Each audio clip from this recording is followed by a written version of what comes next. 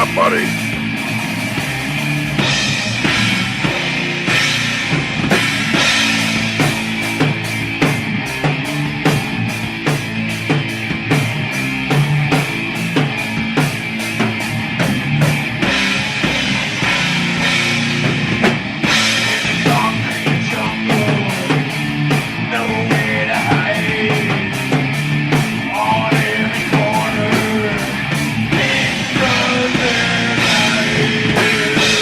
Sound of war all through the streets. See the face of fear on everyone you meet.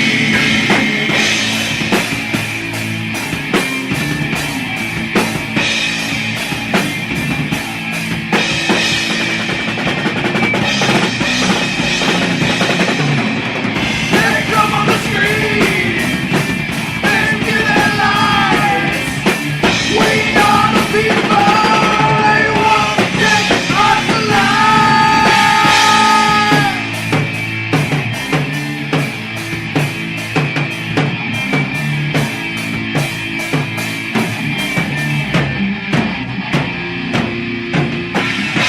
Mutilation, torture, murder, genocide, mechanics of death. All through the sky, a new heaven awaits.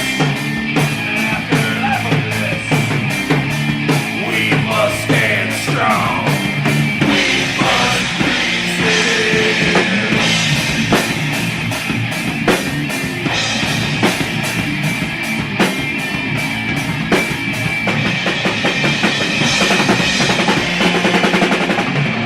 They come on the street, they spill their lives. We are the people, they want to take us alive.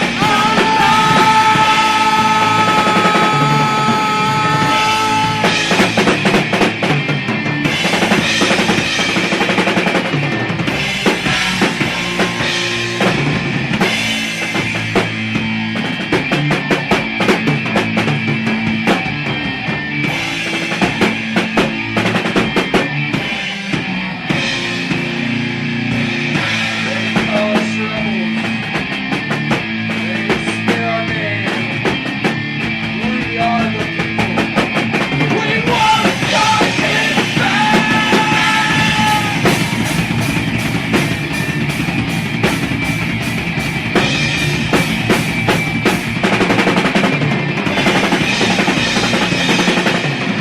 They come on the street, say they want to survive.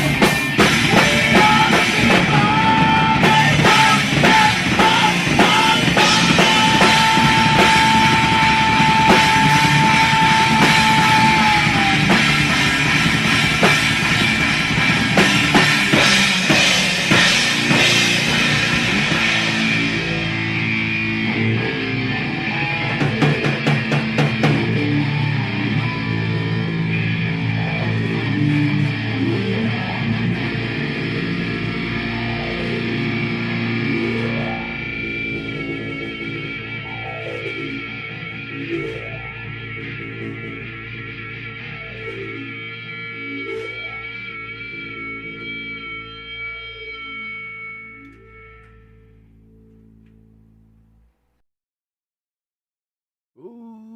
Ladies and gentlemen, feds and degenerates, cuckolds of all ages, it's time for Mild's Culture Plate.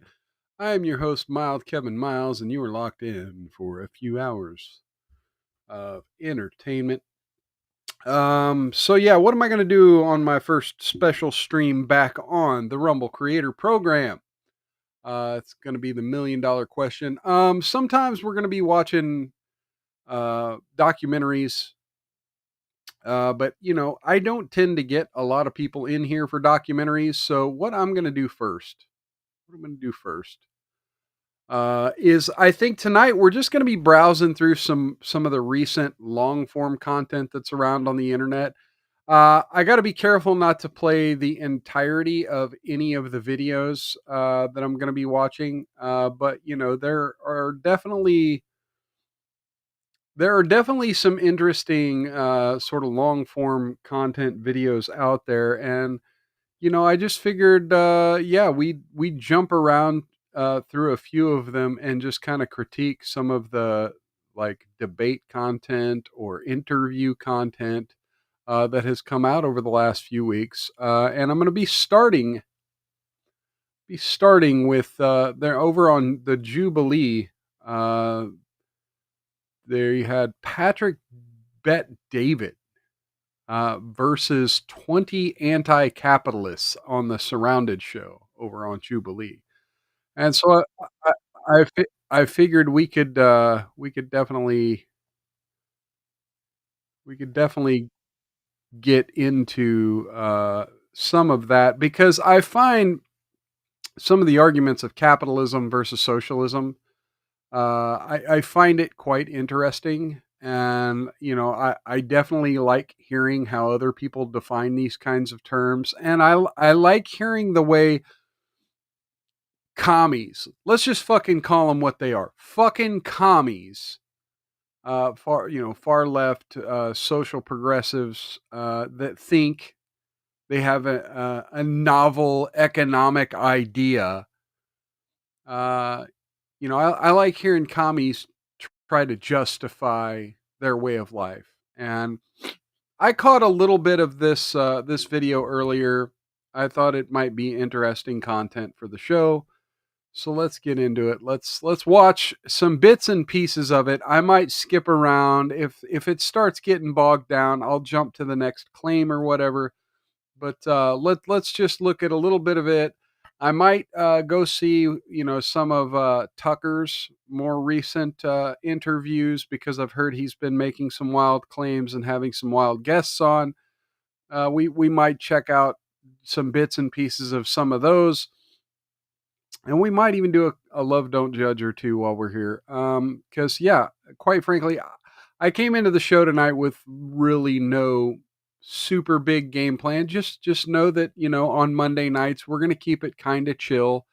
Like I said, sometimes we might find documentaries to watch. Sometimes we might do stuff like this. It's going to be laid back, because that's the way I'm going to be doing things from now on. Laid back. We got great liquor in the chat over on Rumble. Cheers and welcome, my friend. Good seeing you.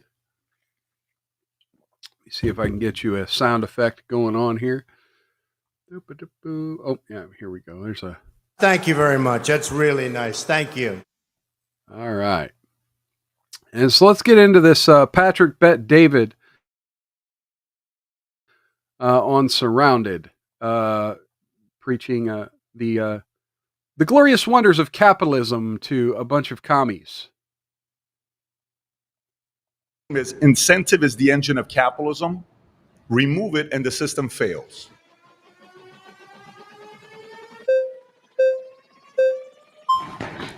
Just look at these people. Great to meet you, Patrick. What's your name? My name's Mason. Mason, good to meet you. Yeah. Oh, look this. I'm valuetained. I'm a big fan of the channel. Are you So, really? yeah. I do Oh, watch your okay. site So regularly. he starts off with a I do fan. not agree with your claim. I don't think that incentives are only born out of capitalism. Okay.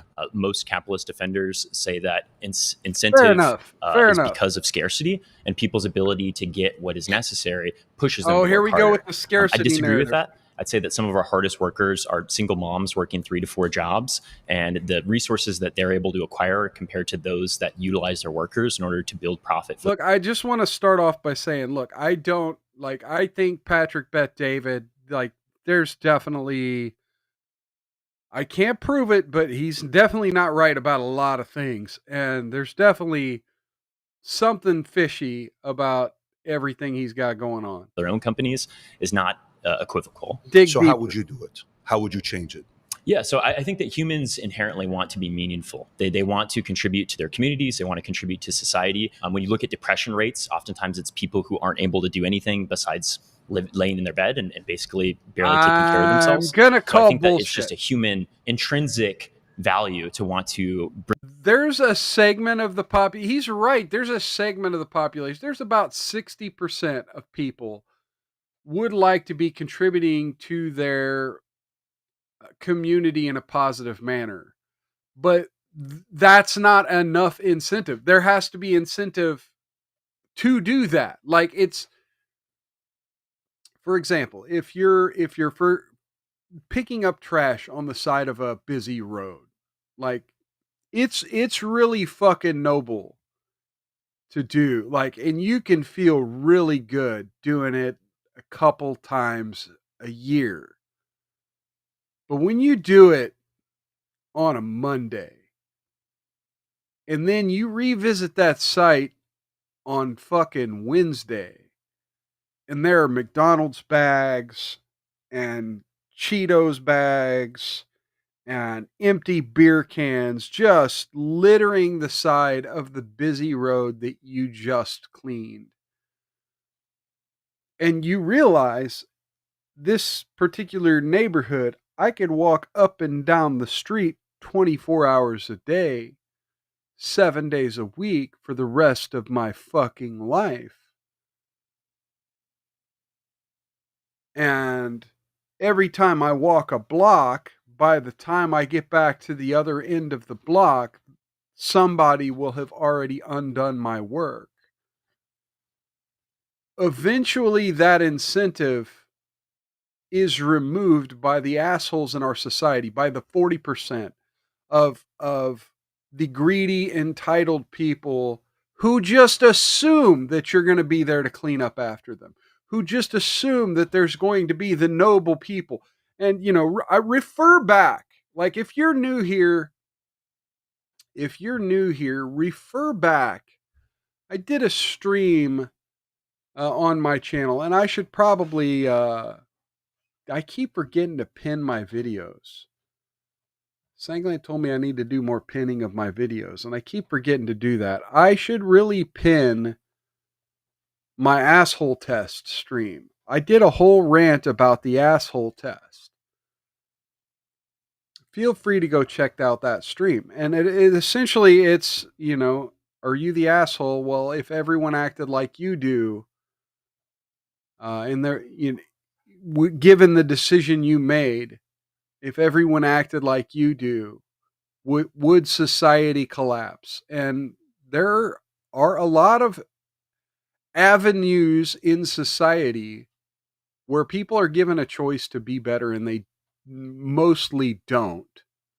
And it's the few people who do act noble who wind up holding the glue of society together and literally keeping traffic from crashing into each other. Because, yeah, everyone is either too stupid or too big of an asshole, too greedy of an asshole, to participate in the ways in which this guy's talking about.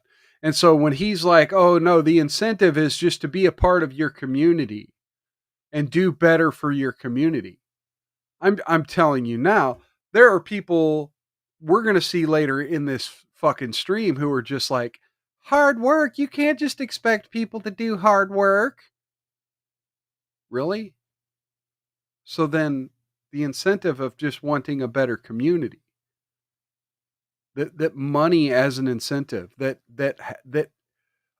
a higher standard of life as your incentive.